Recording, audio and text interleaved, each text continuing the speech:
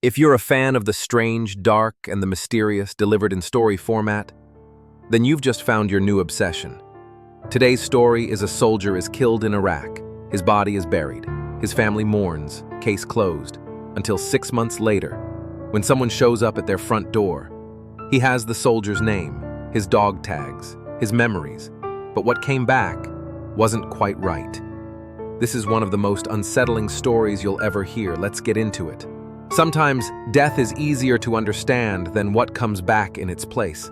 In the fall of 2007, the Hayes family buried their son, Daniel Hayes, a U.S. Army corporal killed by an IED in the Iraqi desert. The casket was sealed, the flag folded, the taps played, closure came. Or so they thought, because 6 months later, someone knocked on their front door. He said he was Daniel. He had Daniel's dog tags, his Army ID. He knew things only Daniel would know, but something about him was off. His voice, his mannerisms, the way he recoiled from old photos, how he didn't recognize his own bedroom or his childhood dog. At first, they thought it was trauma. Then they began to wonder if it was something much worse. This is the story of the man who came back wrong. Daniel Hayes enlisted in 2004, fresh out of high school in Michigan. He was athletic, sharp, a little rebellious, but loyal, always loyal. By 2007, he was stationed in Anbar Province, Iraq, a volatile zone where death came fast and unpredictably. On August 17th, Daniel's convoy hit an improvised explosive device. 2 vehicles were destroyed, 5 soldiers dead. Among the dead, Corporal Daniel Hayes. The military shipped home a sealed coffin. No viewings, no remains to identify. They told the family he had been severely burned, that it was better they remembered him how he was. The Hayes family mourned. They buried an empty future, and the town buried its hometown hero. February 2008, snow fell hard over Grand Rapids, Michigan. At exactly 2:12 a.m., someone rang the doorbell at the Hayes' suburban home. David Hayes, Daniel's father, opened the door. He froze. Standing there was his son, thin, pale, bearded, eyes sunken, clothes disheveled. "Dad," the man whispered. "It's me." The man looked like Daniel, sounded like Daniel. He knew Daniel's nickname, Brick, the code word they used when he snuck beers in high school. But something was just off. He hugged like a stranger, David later said. His mother sobbed, cradled him, cooked him his favorite food, but Daniel barely touched it. That night, they sat around the living room. Daniel didn't remember his sister's wedding, didn't know they'd sold the old Jeep. And when shown a photo of his childhood dog, Bear, he asked, "What's his name again?" At first, the family chalked it up to PTSD, 6 months of hell. Who wouldn't forget a few things? But the cracks got wider. Daniel flinched when touched. He didn't sleep. He'd stare out the window for hours. He began locking his bedroom door at night, placing a chair under the knob. He avoided cameras, mirrors, even shiny surfaces, as if afraid to see himself. One day, his little niece tugged his arm and asked, "Why do you wear Daddy's face?" Everyone laughed, except Daniel. Daniel's sister Eliza started digging. She requested his military death records. Some of it was redacted.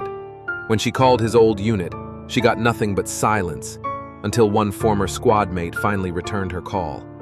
That man's name was Alan Morse. Alan told her, "Daniel died. I carried his body out myself. I saw it. I saw the tag on his boot." So Eliza demanded a DNA test. The results came back inconclusive. That shouldn't have been possible. His fingerprints, though? Also a mismatch. Partially. 2 fingers matched, 3 didn't. The VA flagged it as a clerical error, but the family wasn't so sure. One night, David found Daniel in the basement, sobbing, curled up in the dark. "They put something in me," he whispered. "I wasn't supposed to come back." When asked what he meant, Daniel just rocked back and forth, repeating, "I'm not supposed to be here. I'm not supposed to be here." That week, he vanished, left without a note, phone disconnected, his bank account untouched. Weeks turned into months. The Hayes family, for the second time, mourned a son who disappeared. A year later, Eliza got a call from an unlisted number. She let it go to voicemail. The message was only 7 seconds long, static, a faint voice. "Eliza, it's me. Don't trust him. I'm still out here." The timestamp? One day before Daniel returned to their doorstep. So what happened to Daniel Hayes? Was it a case of mistaken identity? Psychological break? A clone? A doppelganger? Something worse? Some believe it was black ops gone wrong, that Daniel was part of a classified unit, that he died, and a replacement was sent in his place. Others say it was a supernatural event, that something returned wearing Daniel's skin. But the real Daniel? Still out there, or long gone. The Hayes family never saw Daniel again. The voicemail was traced to a payphone in Nevada. No footage, no prints. Officially, the military still lists Daniel Hayes as KIA, but his bedroom remains untouched. The door stays locked. And every year, on February 17th, someone leaves a red dog tag on the front porch. No note, no explanation, just the name, D. Hayes. So, who was the man that came back? And where is the real Daniel? If someone came back wearing your loved one's face, would you know the difference? Some stories end with answers. This one ends with a question. If the man who returned wasn't Daniel Hayes, then who was he? And more disturbingly, what if he was? One sealed casket, one cryptic voicemail, and a family left haunted by a face they thought they knew. Let me know your thoughts in the comments section. If you found this story unsettling and you want more tales just like it, be sure to like this video, share it with someone who loves the strange and unexplainable, and most importantly, subscribe to the Dread Files. We dive deep into true crime, horror, and the unsolved every single week.